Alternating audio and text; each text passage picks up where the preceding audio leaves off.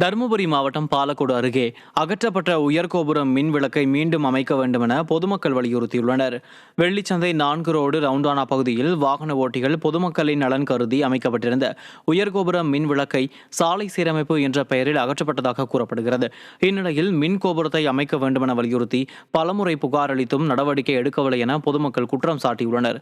இதனால் குற்ற செயல்கள் அதிகமாக நடைபெறுவதாக மக்கள் குற்றம் சாட்டியுள்ளனர்.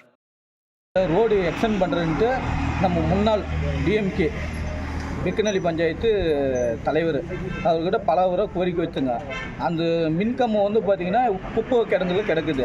அதே போல் தண்ணி வறட்சி காலமாக உள்ளது. தண்ணி இல்லை, மினி டேங்க் இருந்த மினி டேங்கில் செயல்படவில்லை.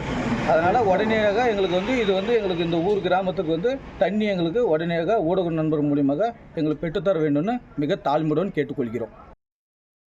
திருவள்ளூர் மாவட்டம் திருத்தணியிலிருந்து பள்ளிப்பட்டு நோக்கி சென்ற அரசு பேருந்து நடுவழியிலேயே பழுதாகி நின்றதால் மாணவர்கள் கடும் அவதிக்குள்ளாகினர்.